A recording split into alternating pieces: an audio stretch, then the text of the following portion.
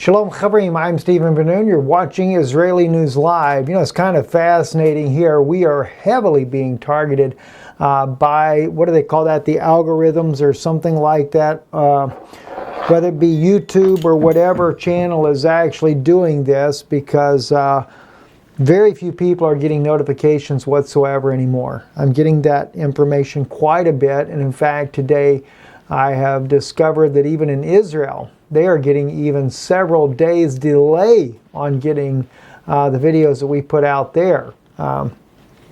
So we are definitely hitting a nerve, which is kind of good to know, hitting a nerve there to where the people are not able to find out what's going on because they don't want you to know. I guess that tells you that, well, we're hitting a bullseye, right? Those of you watching the screen can see we're at 0 on the screen as far as watching, but there are people in the chat room, so they're just not telling anybody that you're here. I find that interesting in itself.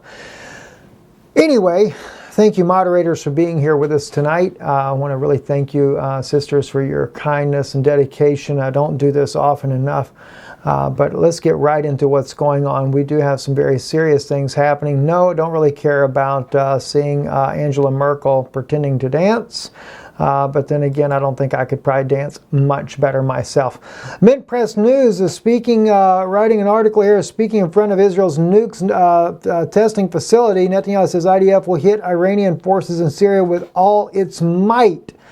That was something I could have expected already, that this was coming, but I need to advise you now. We do have information from friends there on the ground in Israel that things are fixing to get pretty nasty in a very real time, very soon there. So I would, especially for our brothers and sisters that live in Israel, keep your ear peeled to the news there. Be watching, be vigilant. Make sure that you have provisions. Make sure that your bunkers, wherever your safety places that you know that you need to go to, make sure that you have the access to that at a moment's notice. I know that when we lived in Jerusalem, we had a safe room in the apartment we stayed in there. But there again, that's not going to stop everything that comes in. So a lot of times basement is the best place to be at.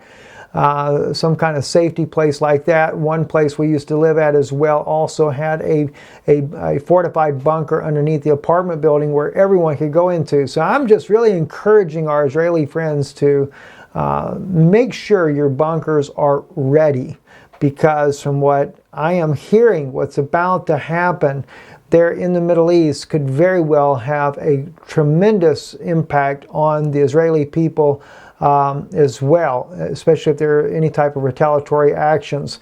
I'm sure that if Israel is planning on striking the Iranians inside of Syria, they will do it, as Prime Minister Netanyahu has said, with all of its might.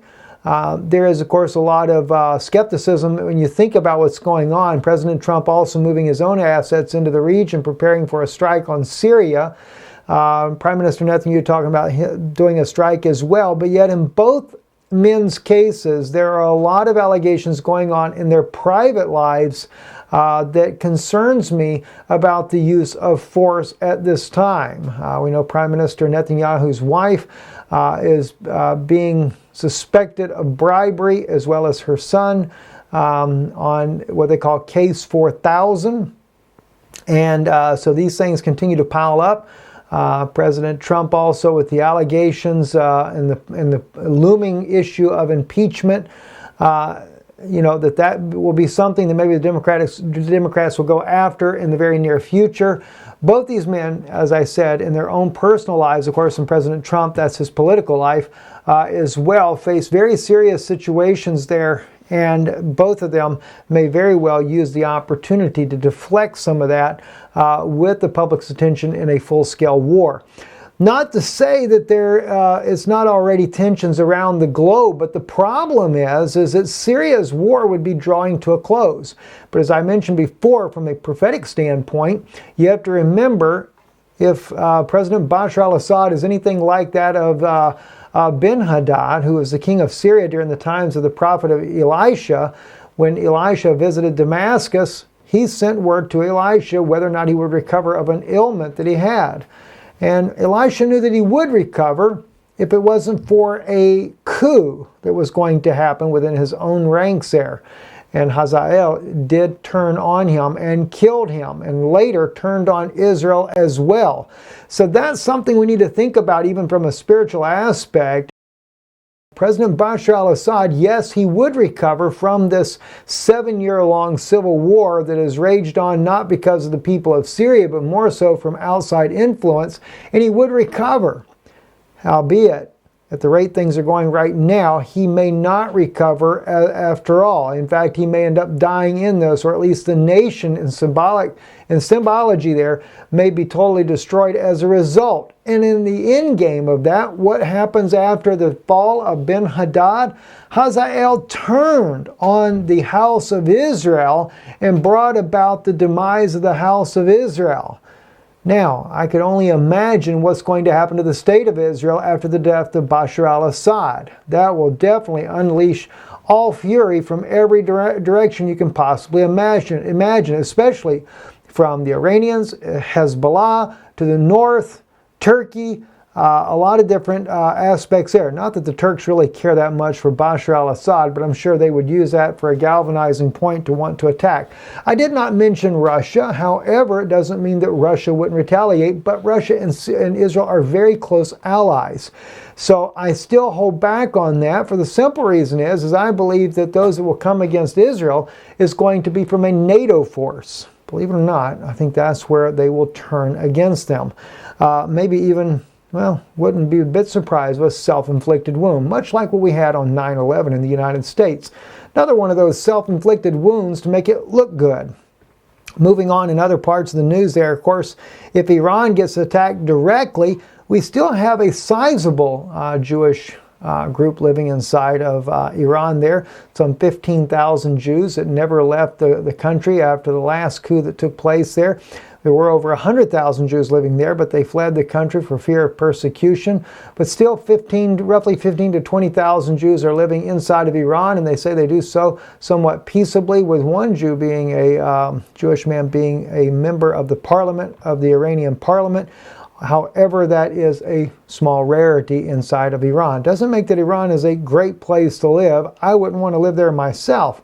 Nonetheless, though, we also have another information coming out of Sputnik News. Syrian foreign minister says the White Helmets have kidnapped 44 children to stage a chemical attack in Idlib. And of course, Idlib is the hot spot on a global scale. We are seeing everyone from the State Department of the U.S. going even further now.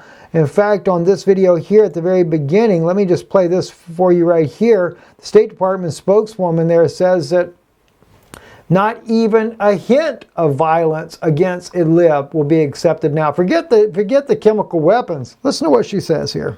Any Russian and or Syrian regime offensive on Idlib and any kind of an escalation in that area, we would hold them responsible and we would hold them accountable for that, especially, most especially for the use of chemical weapons. The United States, backing it up, area, we would hold them responsible and we would hold them accountable for that. Or Syrian regime offensive on Idlib and any kind of an escalation in that area, we would hold them responsible and we would hold them accountable for that, especially, most especially for the use of chemical weapons. The United States. So now it's not just for the use of chemical weapons, any type of an attack on Idlib, period.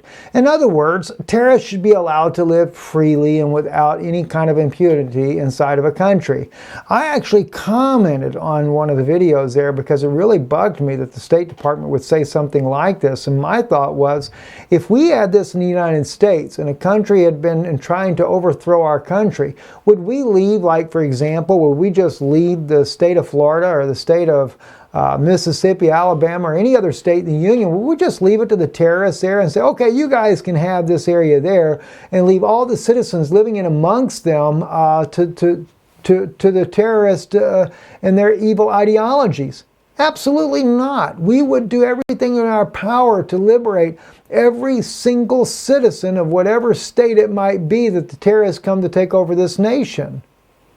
So why do we expect anything less of President Bashar al-Assad? Why are we supporting the terrorist rather than supporting a legitimate government? I mean, think about that just for a moment. Why is it that in every war we seem to side with the terrorist? In Ukraine, we didn't side with Yanukovych, who was the acting president voted by the people of Ukraine. Okay, maybe their politics isn't the best in the world. Maybe there is corruption in the government. Well, there's corruption in the U.S. government as well. And there's a heck of a lot more corruption in our government than you could ever even possibly imagine. You don't believe it? Join me September 14th and 15th, especially September 15th in Nashville, Tennessee, Lebanon, Tennessee. Go to hbccenter.com, register for that conference. Also December 2nd in Kansas City. Actually, Swanee, Kansas is a suburb of Kansas City. Be a conference there going on as well. Check out IsraeliNewsLive.org for all the latest updates. I will be updating those things there. I'll tell you just how crooked our government really is. But at any rate, we're going to attack anyway. Doesn't matter. Listen how she brushes off, too, this Arabic man, very nice Arabic guy there, that always challenges the issues that are going on in the Middle East there. Watch what happens here. It has a concentration of Nusra forces, the bad guys that you have listed as terrorists and so on. They are concentrated there. Their allies who are of the same political and kind of militant orientation are also there. You certainly don't want to provide them with a safe haven, and then do you? Saeed, I don't have anything additional for you on that, but I think Department of Defense addressed that today. Isn't that interesting? He tells her, even the United States recognizes that al-Nusra and their different associates there are considered terrorists by the United States. You certainly don't want to create a safe haven there for them, do you? Oh, that's all right, Saeed. Let's just get rid of your question, go to the next one there. Well, I've seen her jump on this man quite a few times when he says or asks questions that shouldn't be asked. Listen into this here some more. Nothing happened yet, but these responsible groups prepared rebels has already arrived at the place where such a performance should take place. The other day, they learned how to handle the toxic gas. Under the patronage of the British and PMC Olive Group, Igor Konoshkinov, chief spokesman for the ministry, in order to stage a chemical attack, the Hayat Tahrir Aramim Ashal have brought 8 containers in with chlorine gas to the city of Jish al-Shahur in Idlib, which after handing over them to the Hizbah Turkestan al-Islami rebels were taken to the village of Khaliz, several miles from Jisr al-Shakhur. All the acts in this play are written in advance. The rebels would simulate saving the ones affected by the chemical attack. Even the costumes were brought in. Of course, they'll wear the famous white helmets outfits. Meanwhile, the American destroyer USS Sullivan's has arrived at the Persian Gulf. It carries 56 cruise missiles, and the U.S. Air Force B-1B strategic bomber was deployed to the Al Uday Air Base in Qatar. This one carries more than 20 air-to-surface missiles. Another U.S. destroyer, USS Ross, carrying Tomahawk missiles, is in the Mediterranean Sea. So Russia is showing in their own news there just how well prepared everything is and how the orchestration is even being pre-done, pre-planned. And in fact, as they're pointing out in their own news media, is that the White Helmets will actually film the staged attack days in advance before it happens. They will have everything staged, pre-planned, laid out, and then film it, and then later air it when the appropriate time as bombs begin to fall, to make it look good. This way, we will be convinced in the world of, believe, mainstream media that once again, Assad, contrary to any of the evidence that's ever produced whatsoever, that it's all a lie, he will once again be blamed for something that he has not done, nor his government, nor anyone in his government has ever done. But forget all of that. It'll just help justify a war. It'll help us to strike Syria once again, maybe this time in the heart of Damascus, and take out a few more people, and maybe even take out Assad in the interim after all of this is going on in the first place. Who knows what will happen next there. But at the same time, though, it looks like that Israel will more than likely take a major strike against Iranian forces while this is all going on at the same time. That's the information I'm getting out of Israel, that something big is about to happen. And Israelis need to be prepared for it as well. Speaking about something big, this was something by Dabu777 that he released on his channel here recently, and I thought it was kind of interesting. Northcom commander warns the U.S. Homeland is no longer a sanctuary. He spoke about this in his video here, that the U.S. is no longer the safe haven that we have always thought it to be. A 4-star general, he notes, actually made this comment recently in the United States there. So think about it. If we're not safe at home, what do they anticipate is going to happen to the United States? Well, as we know from the little young man Nathan had the near-death experience, the war, the hot spot would begin in Syria and then would spread from Syria after a couple of weeks there from a direct conflict between the United States and Russian forces there in Syria, and would end up into a minimum or a limited nuclear war, a nuclear exchange between the United States and Russia. So yeah, we may not be that safe after all. Very troubling indeed. Guys, listen, I'm going to be sharing with you guys over on Patreon a very concerning video. And this is actually, let me just kind of pull this up right here. This was an article that was written, actually like a mini book written by Rebecca Steinfeld, a Jewish woman, Wars of the Wombs, Struggle Over Abortion Policies in Israel. Now, I found this just by chance the other day. I was actually looking to discuss the abortion issue about Israel coming up, and here on Israeli News Live, and because the issue that I'm trying to get people to wake up to understand that, you know, not everything that our government does is truly of God. But as I began to look at the evidence that brought about the abortion, legalizing of abortion in Israel back in 1975, 77, I think actually 77 is when the law was passed, and then in 2014 when Netanyahu basically just opened it wide open, pretty much a don't ask, don't tell type policy inside of Israel, I was stunned and shocked, dismayed beyond belief at some of the reasons that abortion was legalized in the state of Israel. And even more shocked when I began to see that the Haredi community, the Orthodox Jews, and their stance on abortion, they believe it could be legalized under certain criteria. But there were very serious circumstances that were discovered in this article, which was taken directly from the resource material in Israel and the debates between different Knesset members at the time that the bill was being presented, different times, different stages of the bill, how it became law, etc. Well, one part here, just to share with you what we're going to be discussing on patreon.com/Israeli News Live, is this particular issue right here, one of many issues inside of the bill. But this really bothered me when it says here 2 additional provisions were incorporated in the abortion bill. Basically, the abortion bill was considered illegal. Abortion was illegal in Israel except for certain criteria if it was actually met. And that was never a criteria based on women's rights like they have in America, which I'm not for abortion, period, other than I could understand abortion if a woman chose to do so in the case of rape, something like this, or the saving her of her life is at risk. I would understand. Don't like it, but I would understand in those cases there. All right? Still don't say that I agree. I'm just saying I could understand. All right? That's a difficult decision regardless of which way you look at it, right? But in this case here, Israel has several provisions that they have included in their abortion law. Of course, like I said, none of them had to do with anything that the mother would care about. One, though, of course, is the saving of the mother's life. The other, of course, is if there is a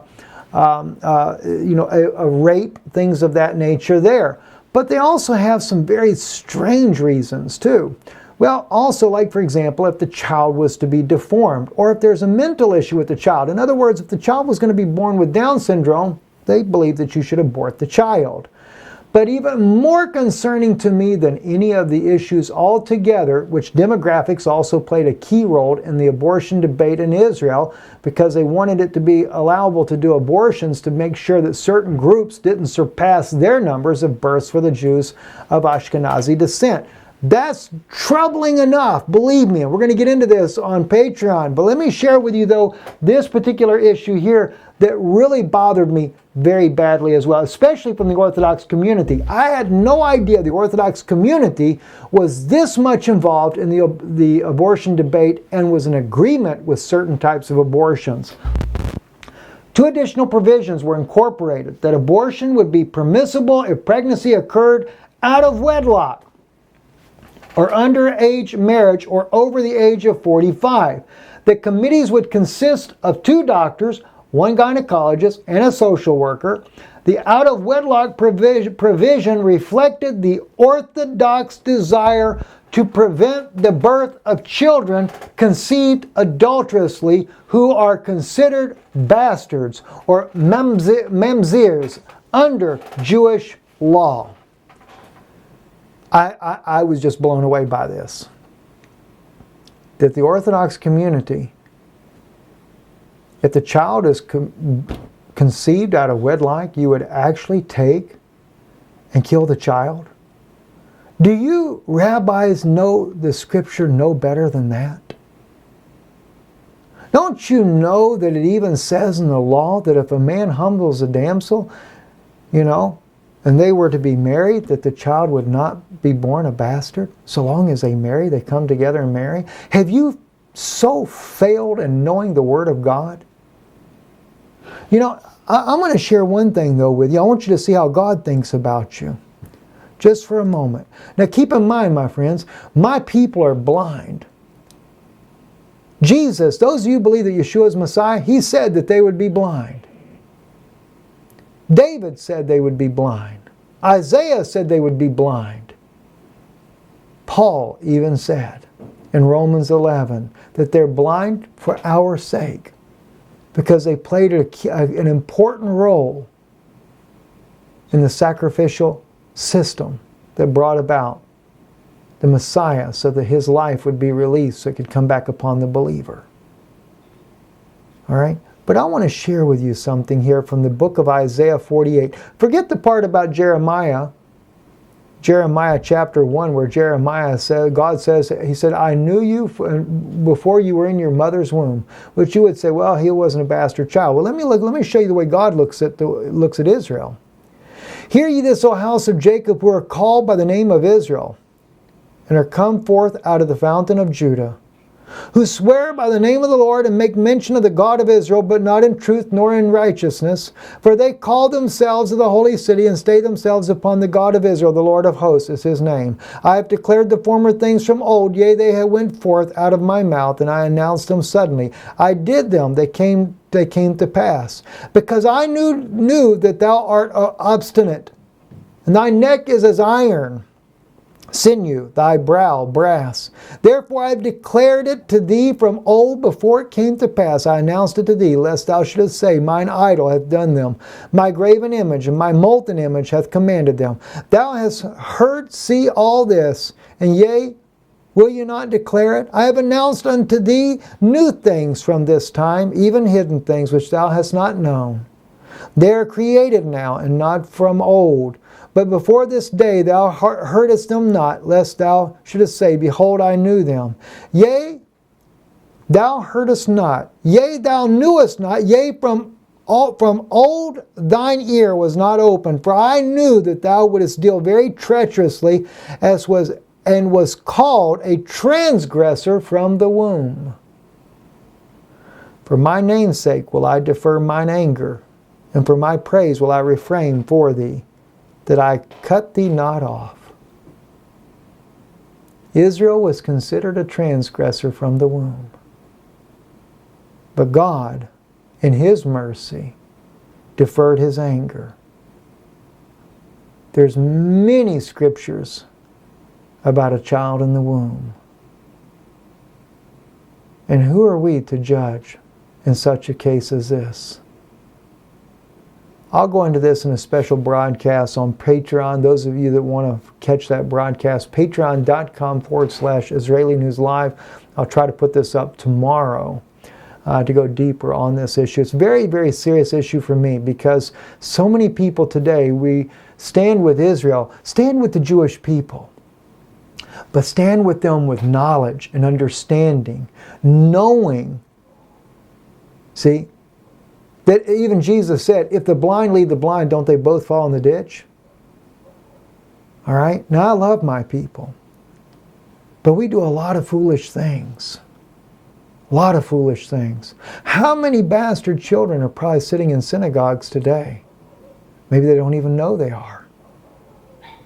See? He's a God of mercy. And there's a lot of things that can be said about this, but I'll save it for that. Anyway, I'm Stephen Ben-Nun. You're watching Israeli News Live. Please remember our broadcast. If you want to know what truth is, I'll tell you what the truth is. To the best of my ability anyway. If I make a mistake, I'll make it right. Visit our website, IsraeliNewsLive.org. We thank you for your support. And also, remember too, another way you can support this ministry, you have a blog, website, write about Israeli News Live. Let people know that this is a blessing to you and that you want them to know about it. Then backlink our website, IsraeliNewsLive.org, to your blog. You can even mention us by name, Stephen Ben-Nun at Israeli News Live. Any way you link those in there with your blog or on your Facebook page there, we help get the word out. Because believe me, YouTube, Google, they're all trying to shut me down. They don't want the words going out. We don't have any strikes against us on YouTube, but believe me, they're watching. And they don't like what they see. Because they don't want you to know the truth. I'm Stephen Ben-Nun with Israeli News Live, Erev Tov.